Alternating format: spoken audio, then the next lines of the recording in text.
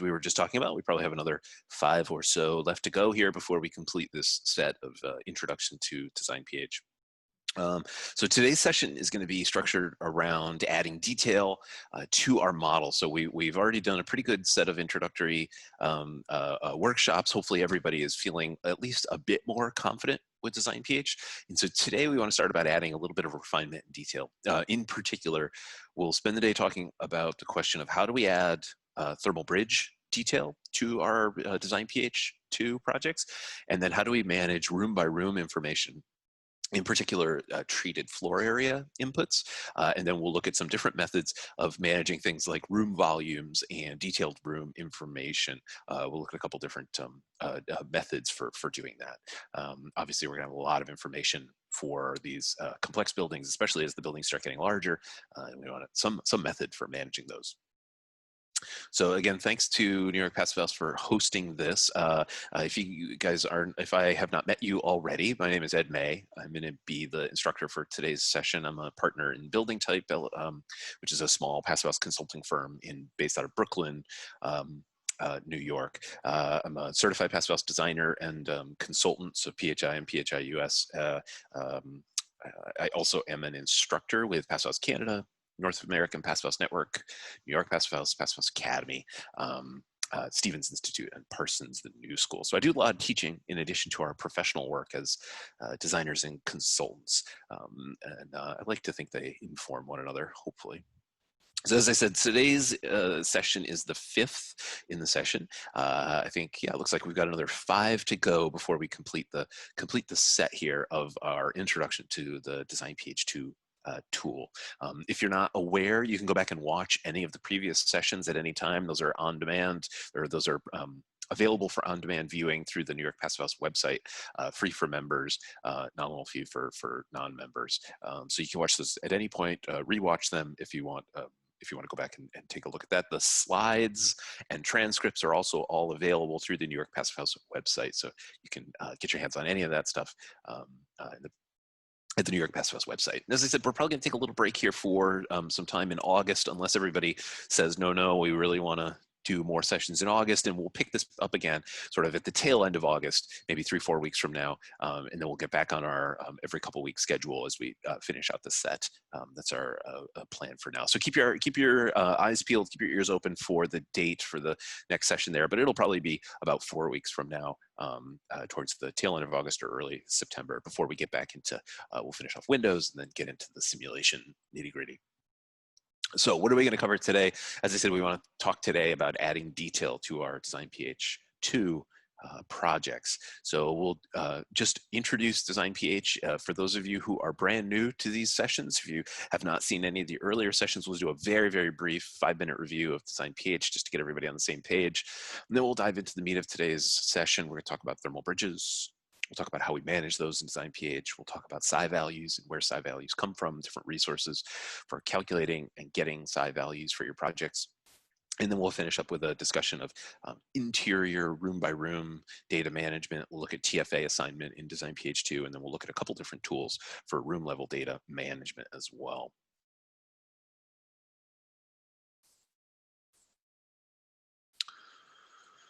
All right, so very brief review of our DesignPH. DesignPH 2 is a plugin for SketchUp, which is a 3D modeling program.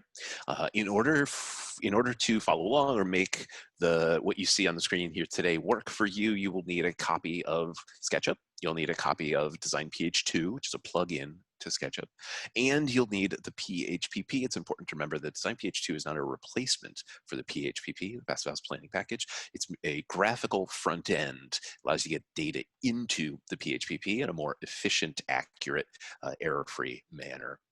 If you don't already have DesignPH 2 and you're in North America, the easiest place to get it is through the 475 High Performance Building web store.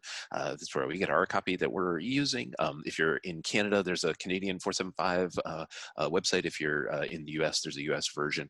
And if you're international, of course, you can go to the PHI web store, which is available internationally, or you might have another local reseller as well.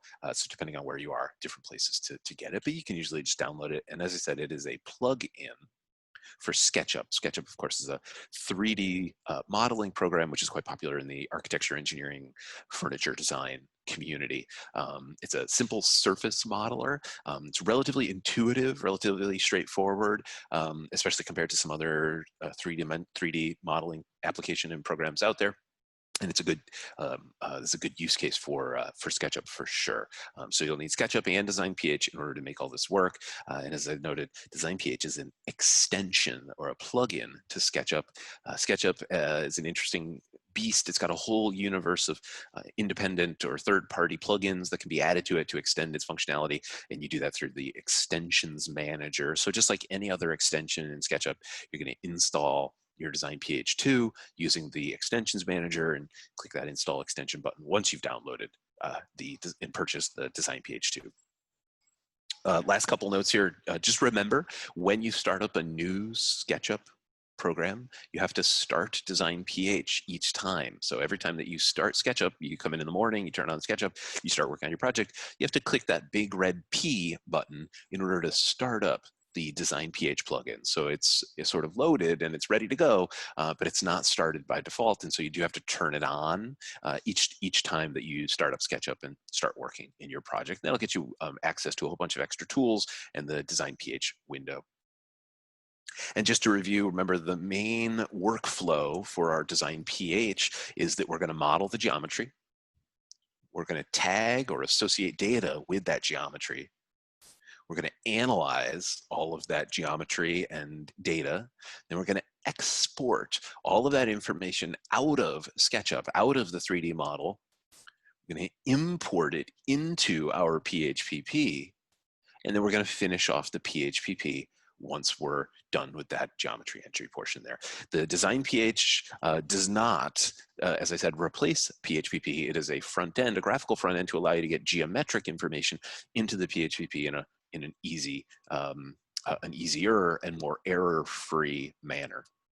So that's its primary role. You're not going to be able to complete everything through DesignPH. So there's many areas, cooling, mechanical systems, heating and cooling systems, which are not able to be entered through DesignPH. So you're going to have to finish those off in your PHPP once you're done with the geometry portion. And note that this is a one-way reference. So if you change something in the PHPP, it doesn't change back in the DesignPH model.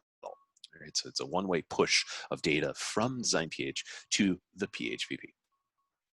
Okay, so hopefully that makes sense. If you have any other further questions about how to get started with DesignPH, if you haven't used it already, if you're not already set up, let me know in the chat or shoot me an email. Happy to walk you through the install or any setup questions that you might have about DesignPH.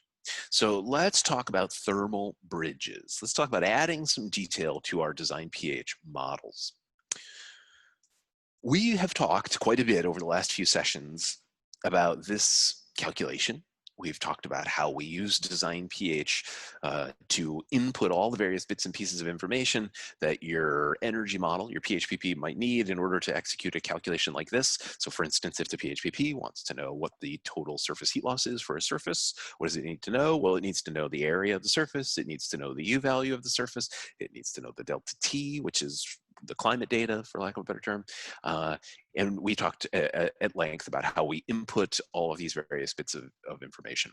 I want to flag here, though, I want to remind everyone that the U value of the surface describes the typical assembly. We sometimes call it the clear field assembly. So some different vocabulary that you might see in different regions or different places. But in any event, the U value describes the typical heat flow. But of course, our buildings are not all made of typical conditions. And so we have this concept of the thermal bridge. And the thermal bridge is going to be any place in the building envelope where the typical heat flow is changed for any reason. And there could be lots of reasons, but any place that we have a change or a disruption or a modification to the typical rate of heat flow, characterized by the U value, we're going to consider that a thermal bridge. So that could be something that's a full penetration of the insulating layer. So maybe a concrete balcony busting through your continuous insulation. Maybe it's just a reduction in the level of insulation. Maybe you displaced some insulation because of a plumbing pipe or another type of disruption, that would be a thermal bridge. Maybe it's a change in the type of insulation. Maybe you change insulation type from a fiberglass to an XPS. That type of unexpected change, which isn't already captured in the U value, would be considered a thermal bridge as well. And then any place where we have a change in direction. So when we have the insulation layer, the insulating assembly change direction by more than 30 to 40 degrees, we would consider that a thermal bridge as well. There's going to be a difference between the interior surface area and the exterior surface area, and that's going to lead to what we would consider a thermal bridge. So lots of different places on our buildings where we would have what we consider thermal bridges. And we need some method for cataloging them and building them into our model. Right? The thermal bridge is a correction factor. The thermal bridge corrects for the difference between the typical U value and the actual condition. Now, there's lots of different types of thermal bridges. So when we start to categorize these things or use some vocabulary terms that'll be important to understand, there's many different types of thermal bridges. The most common, the one which is already captured in most of our building codes, are the repeating thermal bridges. And what do I mean by captured? What I mean is those repeating thermal bridges, for instance, low conductivity facade clips like you see on the left, those repeating thermal bridges are built into the U value of that surface. The heat loss of those elements is already accounted for in the U value. And we can do that because they repeat at regular intervals. We would contrast those with non-repeating thermal bridges, maybe something like a concrete balcony extension. Those are not captured in the U value of the wall. When we calculated the U value of that wall, we talked about this a couple of weeks ago, we do not take into account those types of slab edges or balconies or any of those other types of disruptions. We describe a typical or repeating or clear field condition for our U values. And so we need some method for taking into account those non-repeating thermal bridges. And there's several different ways we can do that. There's several different methods that we can utilize. The simplest method is the method which is required for New York City Department of Buildings commercial energy code compliance.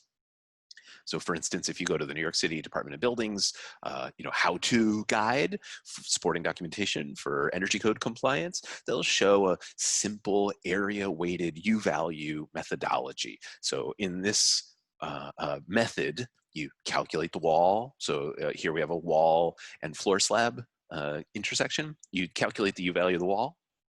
You would calculate something like the U value of that slab edge. Now we should say here that this is not accurate. This is not really an accurate assessment of heat flow at the slab, but it's better than nothing, and it's probably close enough for a lot of buildings. So you get something like an approximate U value for the slab edge element.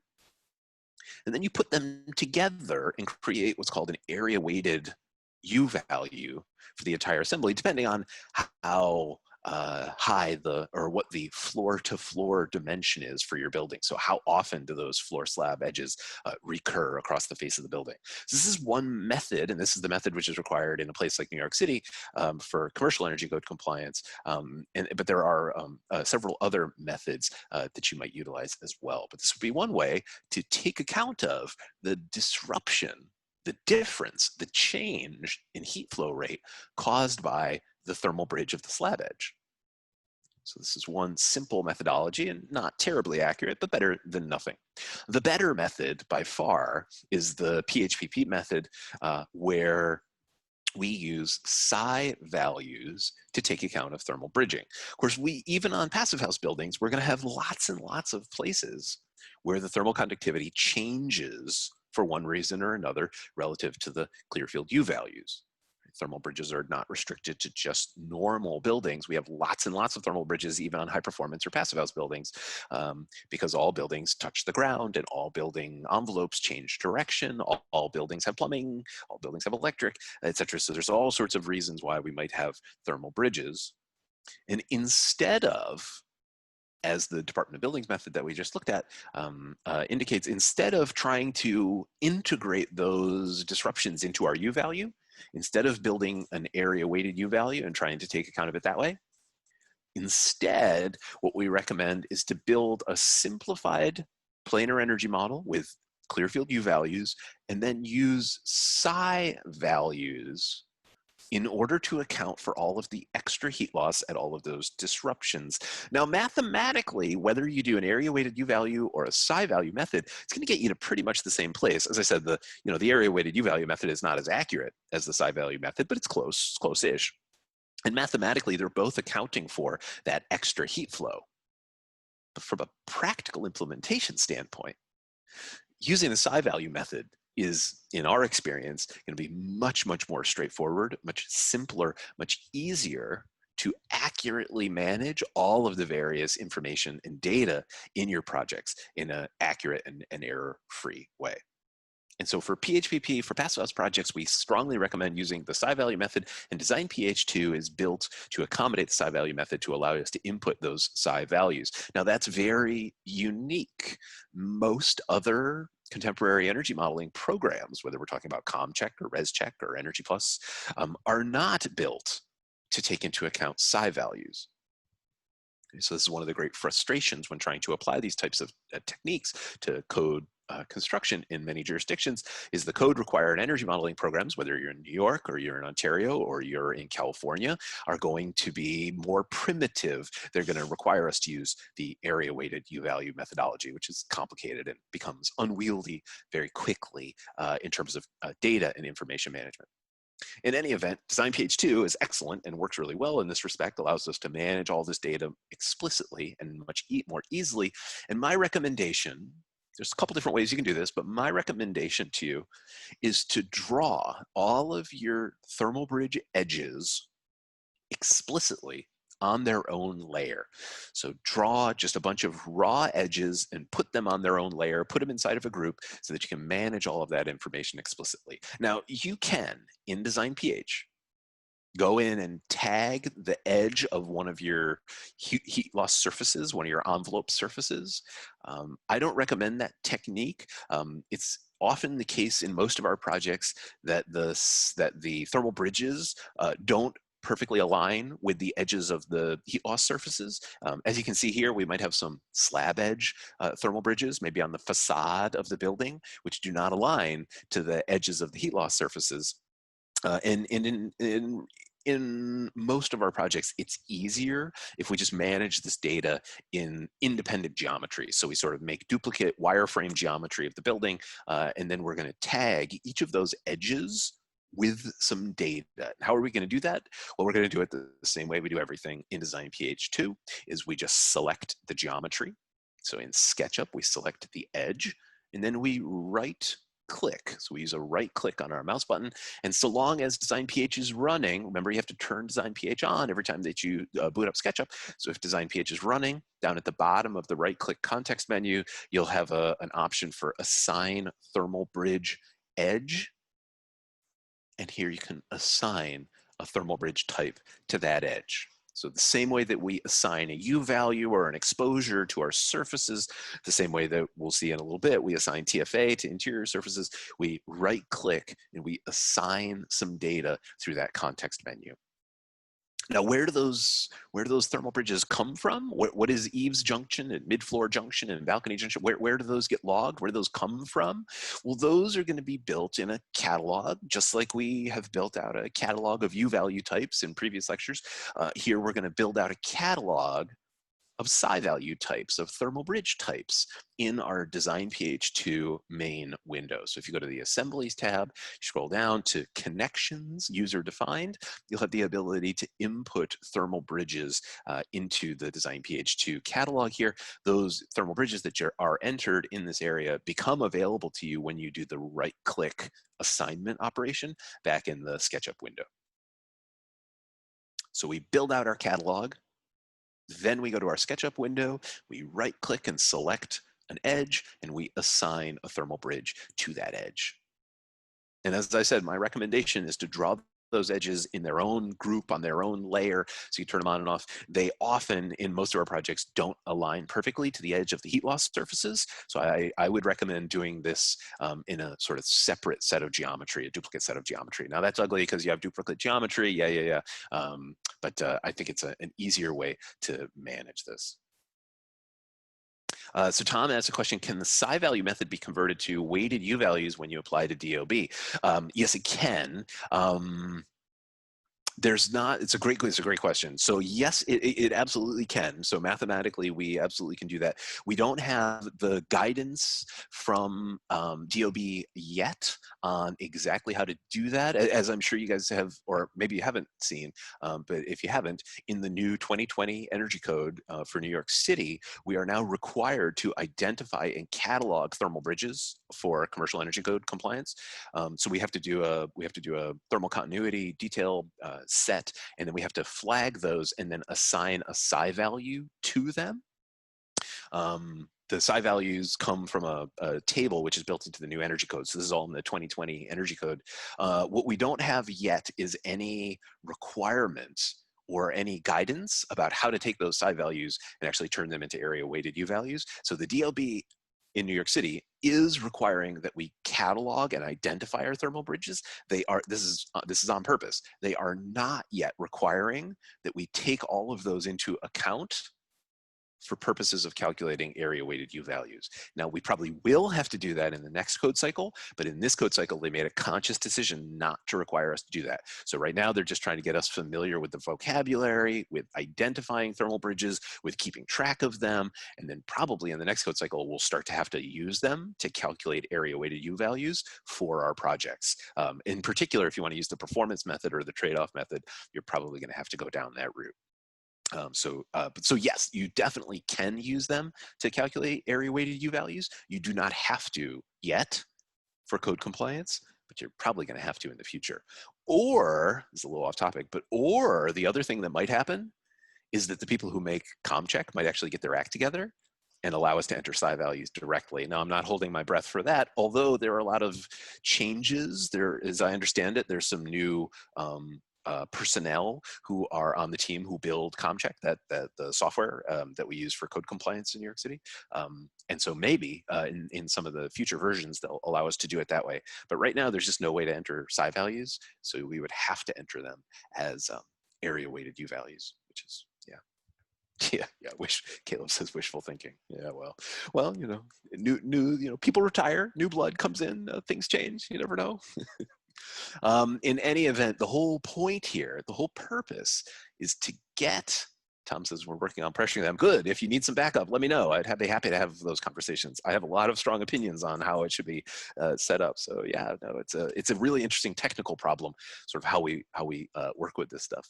Happy to provide any input if that's useful. In any event, the whole purpose here is to get all of this information into our PHPP. This is a screenshot from the PHPP, and each one of the lines on this worksheet here is a separate thermal bridge in our project. You can see it has a name, it has a group number, meaning is it ambient air or down below grade. It has a length, and it has a psi value. So all of our thermal bridges are going to flow from our DesignPH model into our PHPP. The whole point here is to get all this information into the PHPP in an accurate way, rather than having to calculate those lengths yourself or keep track of what psi value is what. So we're going to let the building information management model do that for us, which is exactly the way that we should be doing it. Of course, the whole purpose of that worksheet is to calculate the accurate heat flow of your building. Right? So all of those psi values and lengths get combined together and flow through into the peak heat load, cooling demand, heating demand worksheets, and they allow us to accurately assess peak loads and energy consumption for the building. So these psi values, these thermal bridges, come in as correction factors for the typical U value in Clearfield assemblies, which you see in the top portion of this little summary sheet. This, of course, being from the peak heat load or the heating load worksheet in the PHPP. showing you the total peak heat load of the building. You notice it's itemized by exterior walls, heat loss, roof heat loss, floor slab heat loss, window heat loss, and then down at the bottom, we have a couple of different types of thermal bridge heat loss. Exterior thermal bridges, that is to ambient air, perimeter thermal bridges, that is bridges which are at that interface between air and ground, and then ground thermal bridges, those would be thermal bridges which are completely below grade, so only exposed to soil. So a couple different types there. And they provide something of a correction factor, something of a extra detail to our heat loss model to allow us to get really accurate final assessment. Whoops, sorry. So Caleb had a question. Since I'm putting thermal bridges on a separate layer, is that a separate geometry and a separate calculation for DesignPH and a separate input into PHPP? No, it's not. So it's a good question. So in the way that I do it in our projects is we do have a separate layer, and all the edges are on that layer. But when it comes time to export from DesignPH out to the PHPP, all of this information just travels along with our typical surfaces, with our heat loss surfaces. So it'll all go in one push from the DesignPH out into the PHPP, all in one single export. So everything travels together. So it's a good question. No need for like a separate export or a separate copy and paste or anything like that.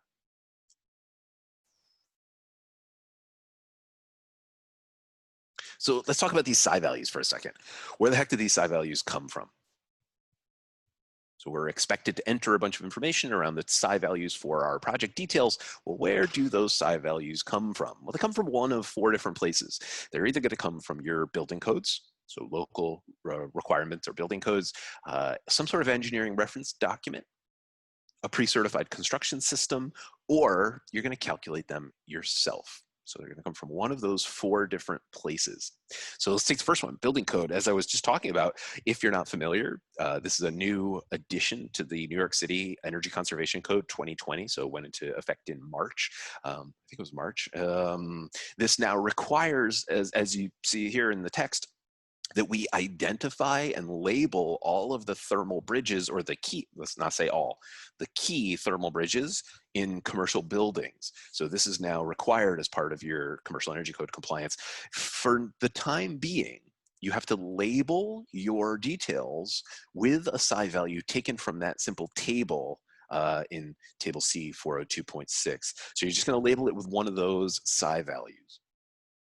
Now, we don't have to do anything with this information. So for the time being, we don't actually do anything with this. This is like step 1 to getting people familiar with thermal bridges. So this time they're making us identify and keep track of everything. And then in the future, we're gonna have to start doing something with this information. And at that point, people are gonna look at these psi values and go, oh wait, those are really high. Oleg asked the question, do I know when DesignPH is going to imperial units? I do not. It's a great question. I have no information or knowledge about when an IP version might be available. It's a great question. I do not have any idea, unfortunately. So where else might we get some thermal bridge values from? Well, you could go to this catalog. This is a thermal bridge catalog, which has been developed by the Passivhaus Institute. It's a nice, handy, simplified calculator that allows you to say, well, I've got 100 millimeters of insulation, 4 inches of insulation, and at 4 inches or 100 millimeters of insulation, given this or that detail, that yields a psi value of such and such. You would sort of plot it on that curve there. So what they've done is simulated a whole range of different psi values based on your thicknesses and insulation types, and then you can find your psi value basically just by graphically or visually sort of plotting it on that curve. Pretty good, you know, that's pretty useful. Nice first order assessment technique for sure. So that's all, you know, available, freely available through Pastopedia. You can get your hands on that Passivhaus Institute Thermal Bridge catalog. There's other catalogs available. So for instance, ISO 14683, that's a handy little catalog of a bunch of simplified or typical psi values. So it's just a 8.5 by 11 or A4 document that, you know, it's just a list of, or a little catalog of all different types of details with associated psi values. So if your detail matches one of these pretty closely, you can use that psi value, especially if it's early phase analysis. This is perfectly good for a lot of a lot of detail analysis.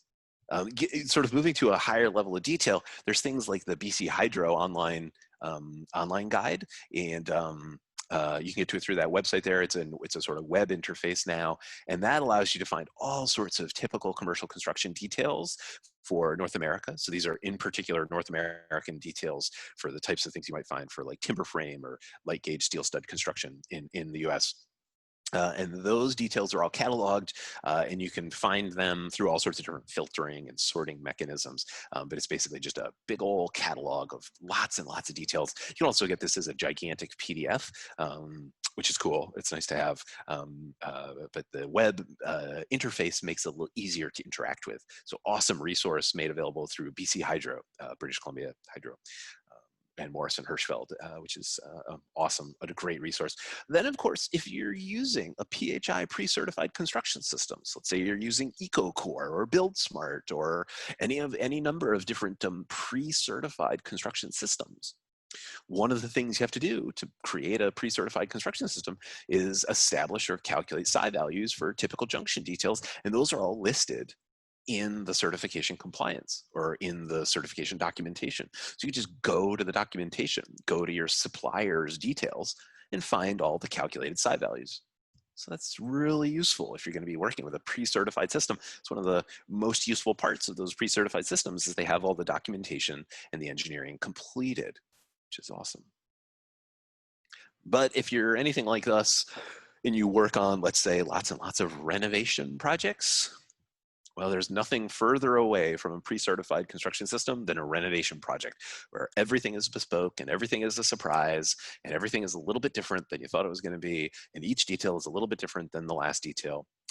In those cases, in almost all cases for the types of projects that we work on in particular, we have to calculate our own psi values.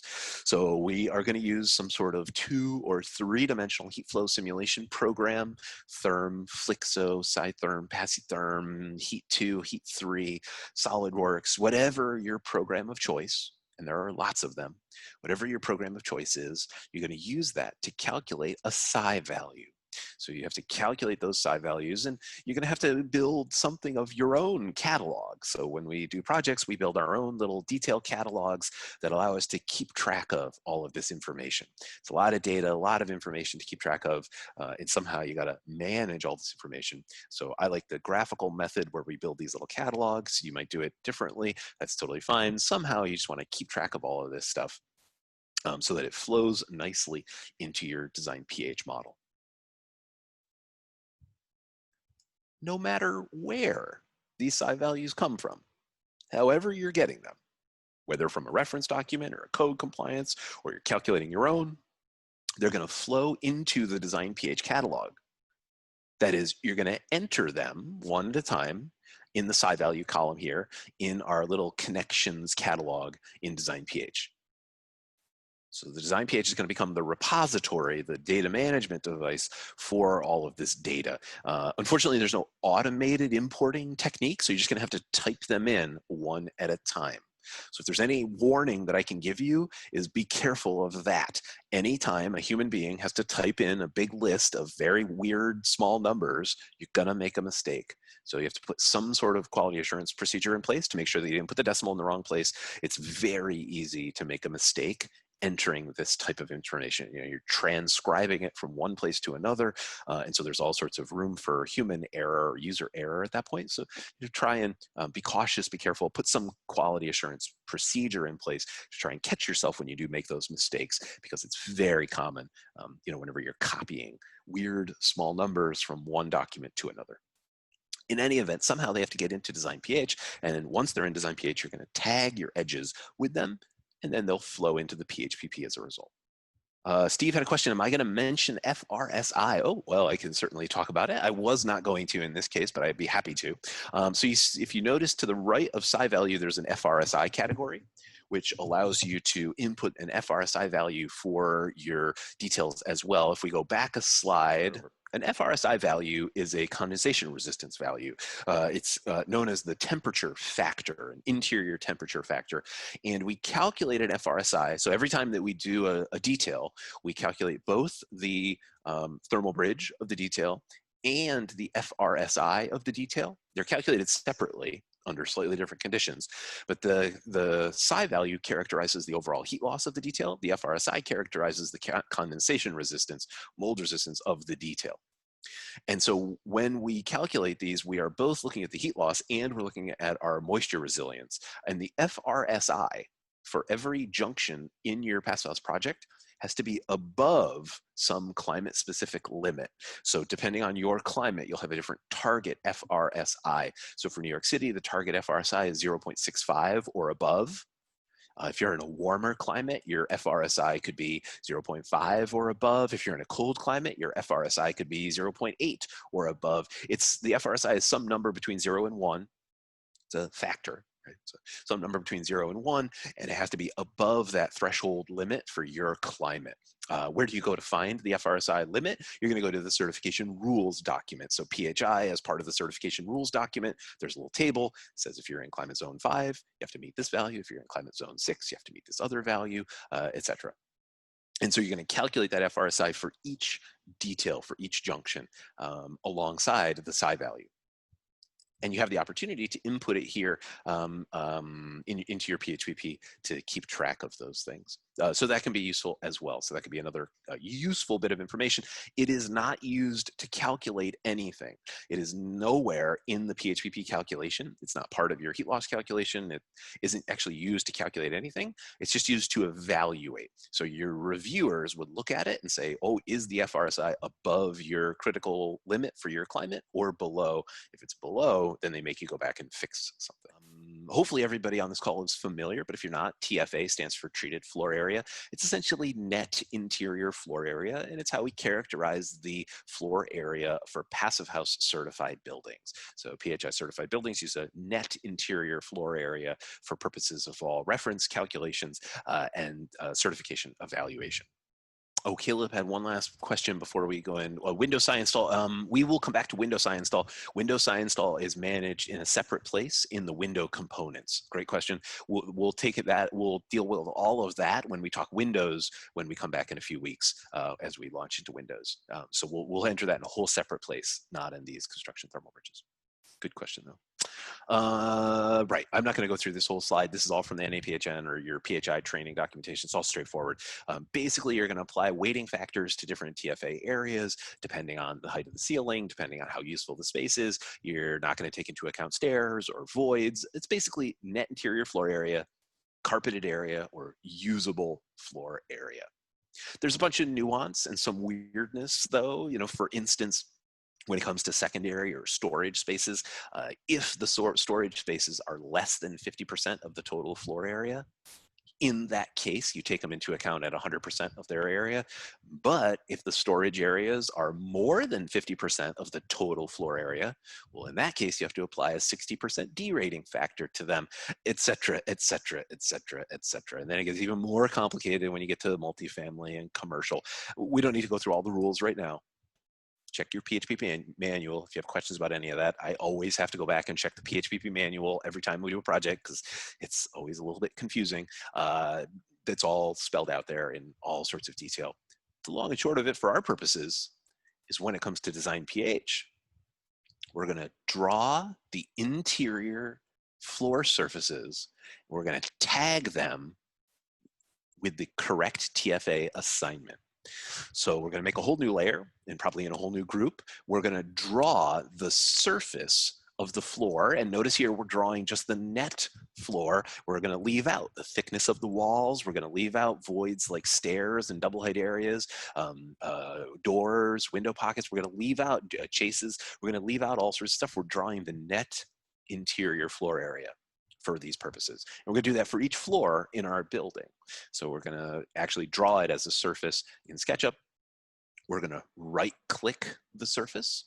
And then from the context menu that appears, we're going to select the correct treated floor area derating factor to apply to that surface. So you can see here we've got 4 options: 100%, 60%, 50%, and 30%. You would use those in different places depending on the condition. Things like ceiling height, etc., are going to affect which of those derating factors you apply to those floor surfaces. In any event, you're going to draw all of those interior floor surfaces finish to finish, so clear interior floor areas, and then apply the derating factors. The most common derating factor that you're going to run into is the 50% derating factor. That's going to be used for any type of floor area which has a ceiling height of less than 2 meters, so about 6.5 feet or so, but has a ceiling height higher than 1 meter, it's about 3.5 feet or so. So if you have that floor area where you have a sort of low head height, but still tall enough that like a person could crouch down and get into, we would consider that kind of useful floor area. And kind of useful floor area, we'll put a number on it, it's about 50% useful. So we apply a 50% derate factor to those types of spaces. If the space has a ceiling height less than 1 meter high, we're going to call that not useful at all. Now, yeah, maybe you could stuff your skis in there or toss some boxes in there or something. For purposes of our TFA evaluation, we're going to call that not useful area. We're going to apply a 0% derate factor. So we're not going to take it into account at all. So for all of our TFAs, we're going to draw the net interior floor area. We're going to apply 100% to all of our typical spaces. We're going to apply 50% to all of our low head height spaces. We're going to apply 60% to all of our accessory spaces if they are more than 50% of the total floor area, etc. We would sort of just go through and room by room, we would figure out what derate factor to apply to all these various bits and pieces. I like to keep these all in a separate layer, in a separate group. So these are just surfaces which are drawn. Notice there's no thickness. These are just surfaces. The only thing we're interested here is surface area. I do not need to know thickness. I don't need to know U value. There's no heat flow across these surfaces. These are not part of the envelope of the building. These are just reference for interior.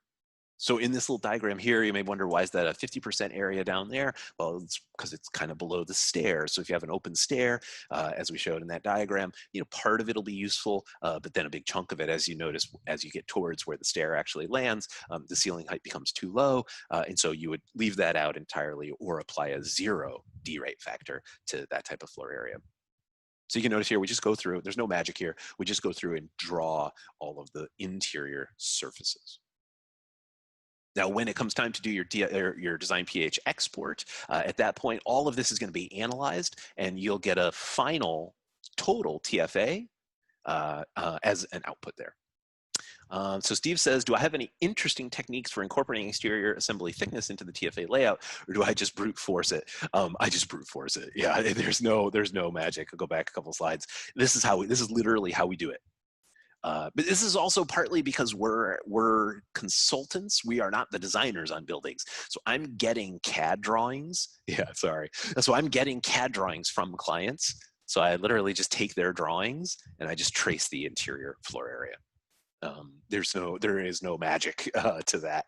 I wish there was. But again, that's partly because we're not designing the buildings. And so we're not sort of like playing trade-offs and doing the layout. We just get a CAD drawing from a designer and then we just trace the interior space there. Now, one piece of information, so that's useful, right? So we're going to get all of our TFA that way. That's great. Now, one piece of information that we are not going to get automatically is the volume of the building. Now, we'll get the ventilated volume. Remember, we have 2 volume references in our Passive House buildings. We have the ventilated volume, which is just TFA times 8 feet. That's we call it the breathable air zone in ASHRAE parlance. But then there's this other volume, which is the actual volume. This VN50, this is the actual volume of the building, the real clear air volume of the building. This is not calculated in any way with the existing tools that we have at our disposal. So I'm going to show you a couple different techniques for getting that number, unfortunately. So just a reminder, we have these 2 volumes in our building. We have the VN50, that's the actual volume, finish to finish. Then we have this other thing called the VV, the ventilated volume. That's the breathable air zone. That's just your TFA times 8 feet. So like the places where people walk, the first 8 feet of air above those places where people walk, that's where people are. So that's your VV. We use them for different things. They're different reference volumes used for different things. For our purposes here, the important one that we want to focus on is that VN50, your actual volume, the real volume of the building. Now, DesignPH has an input, so it allows us to input the volume. Right, so we're going to input the volume here on our ventilation tab. But where does the volume come from? How do we calculate the volume? Well, there's a couple different ways we can calculate the volume. First of all, we can use the old-fashioned spreadsheet method. This is how we did it for many years, where we would just unit by unit or building by building, depending on the building, we would build a little spreadsheet and we would keep track of, at a room by room level, things like floor area and actual ceiling height, utilization, TFA utilization factors, and that would calculate for us the VN50 volume. Here you can see this spreadsheet is from a multifamily project from several years ago. So we used to do it for multifamily work, and we would keep track of not only the sort of room by room information around volume, but things like volume flow rates, mechanical equipment assignments, ERV assignments, all sorts of different stuff would be calculated. And we would just have a whole sort of catalog of these for different buildings. So, for a multifamily building, you would have one of these for each unit in the building. This is a terrible way to do it. This is how we used to do it.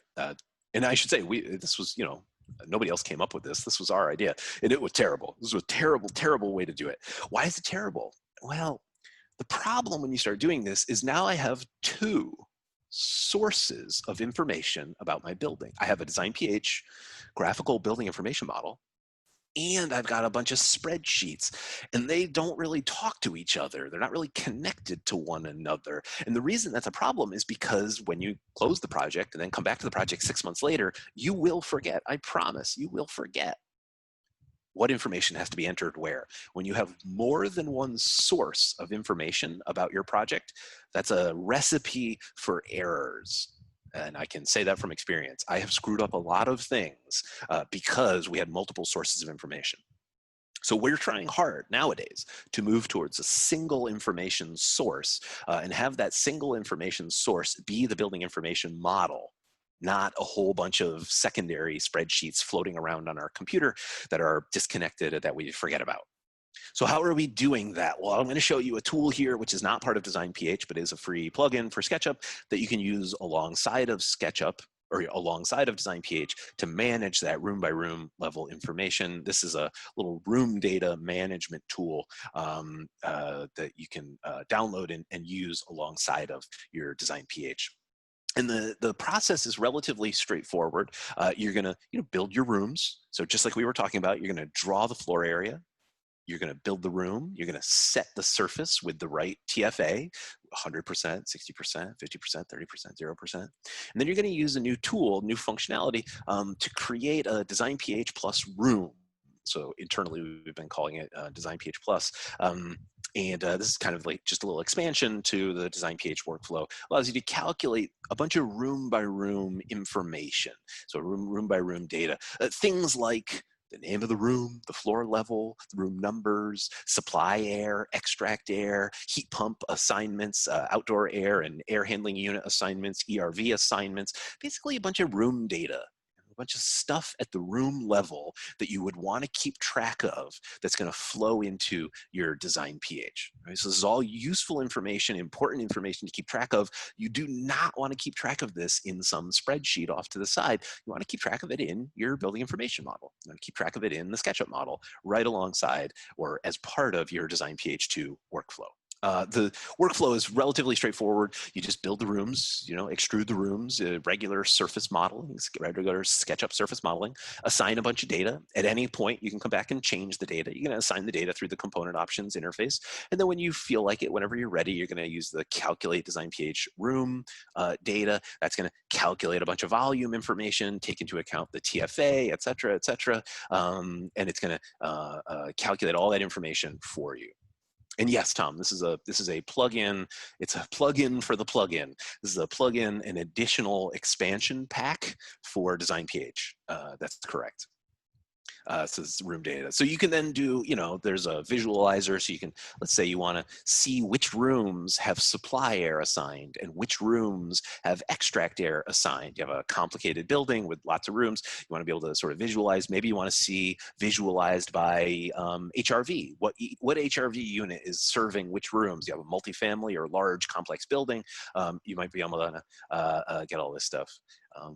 Oh no, you're not jumping ahead at all, Tom. I'll give you the link in a minute at the end there. It's just a free plugin. It doesn't have a name. It's just a thing that we made in our office to help us manage all this information. You're more than welcome to it. I'll give you the link to download it. It's all packaged up. You should be able to add it to your SketchUp and use it. But I'll give you the link in a second. So at that point, then what are you going to do with all that information? Well, you're going to take that information, and that information is going to flow from DesignPH or from SketchUp into the PHPP. In particular, for complex buildings, you're going to flow into the additional ventilation worksheet. So if you're not familiar, if you have only ever worked on smaller projects, there's a worksheet called the additional ventilation worksheet, which is where you manage in the PHPP room by room information. Right? So this is where we manage all this data. So this data is going to flow through into the additional ventilation worksheet. This is going to be the best place to keep track of all of this stuff. So all this data is going to come out of your SketchUp and flow into your PHPP.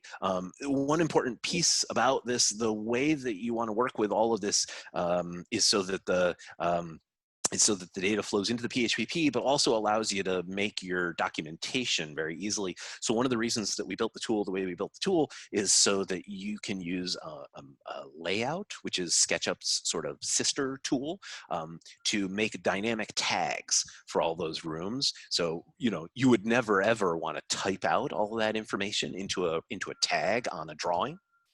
You want to reference the actual data of that surface or of that room. And you can do that using these dynamic tags, which are built into Layout. If you're not familiar with Layout, Layout is the documentation side of SketchUp.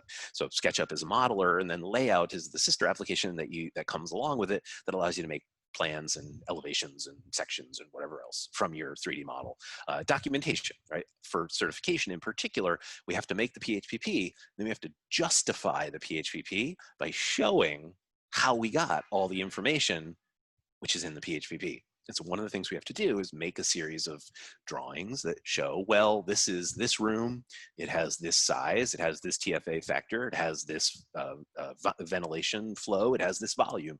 And so this needs to be automated. You're not going to type this out. You would do it wrong if you tried to type all this information out.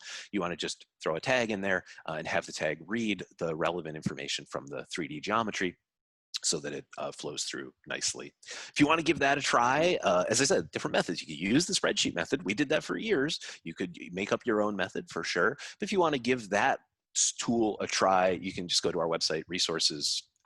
You just go to buildingtype.com, go to the resources portion of the website, and down at the bottom, there's some SketchUp plugins there. It'll take you to a little tutorial, and then you can download those at the end. They're all just open source free tools. There's nothing magic about them. Like I said, they don't really have a name. It's just a little tool that we use internally. You're more than welcome to it. If you do try it out, let me know if it works for you. If you have any trouble, I'd be really curious to know if it works. Oh, the PHPP visualizer is a different tool which allows us to take information back from the PHPP and use it to color our model. So in particular, that one does windows. So if you want to color your windows so that the net energy gaining windows show up red and the net energy losing windows show up blue, and you want some sort of a color ramp between them so that they show up at different levels or intensities, you calculate that information in PHPP and then pull that information back into SketchUp so you can make diagrams for client presentations or quality assurance review, that kind of stuff. So yeah, that one's there as well. Feel free for that if you have a question. So Caleb had a question, do I model in IP or SI? If IP, do I catalog Excel with a conversion formula to SI, or do I change units in Therm or Flixo model? That's a good question. So the way we model, well, let me say it this way. The way that we model, I'll go back a bunch of slides here. Whoops, went too many slides. This is the way that we model. I model in whatever unit I want. SketchUp is real world scale. So all you have to do is say, I want inputs in inches, or I want inputs in meters, or I want inputs in kilometers, whatever your unit is, it doesn't care. It is the actual size that it actually is. So you can type in or you can enter information however you want. So we model our building in real world scale. When it comes to pushing data out, when it comes to the PHPP, oh, sorry, I was talking about U values. Oh, okay. Right. So when it comes to PHPP, when it comes to heat loss surfaces, when it comes to psi values, etc., 100% of the time we model in SI units. There's no comparison. SI units are so much easier, so much simpler. They're much clearer. And the SI version of PHPP far and away works better, faster, smoother than the IP version. Okay, so working in the SI version of PHPP is night and day better than the IP version, just in terms of functionality. Like, it's literally half the file size. It works a lot faster. Everything, it doesn't crash as much. It's just better all around. And so as a result, we've sort of learned to familiarize ourselves with metric U values. I'm not going to lie, they're still a little bit foreign to me. I don't have quite the same intuition when it comes to metric U values as I do with like imperial R values, but you get used to it after a fashion. It's just units, all the same. It's just things are in watts per meter instead of BTUs per hour per linear foot. It's the same kind of idea. It's about heat flow. And Mark says BTUs are equally hard for me. Well, trust me, Mark, BTUs are hard for all of us in the US as well. BTUs are a ridiculous unit. They're useful if you're going to size a boiler, but especially when it comes to evaluating things for like cost, or energy cost or energy consumption, kilowatt hours are just easier than BTUs. You want to compare something to like I don't know, you want to do some CO2 conversion factors. It's gonna be hard to find those in BTUs. Most of what you're gonna find are kilowatt hours. So it just makes things a little bit easier. So yeah, we have been mostly working in SI units when it comes to heat flow, U values, psi values. We model just in inches and feet, obviously. And then we kind of combine them together. So we've had to kind of become sensitive to those different units. And it's mostly because the math is easier, but honestly, the honest answer is it's because the SI version of the PHPP crashes less, is less buggy, and just works better and is faster. Now that's a kind of a stupid reason to do things that way, but kind of is what it is. We sort of went that way because it just worked better. Oh, I guess the other reason I should say, we certify all of our international projects. So we certify both PHI and PHI US. When we certify PHI projects, we work directly with PHI. And so they want everything in SI units. That's the only way they review anything. So we always have to create output in SI units. And so we just do it that way. Obviously, when we're working with PHI US, we do it differently. So in that case, we do everything in imperial units. It sort of depends on who our reviewer is and sort of where the information is going, how we would package it up, and how we would send it along. All right. Thanks, everyone, for joining, and we'll be back in September then. Thanks, guys. Very cool. All right. Thanks, everybody. Have a good one.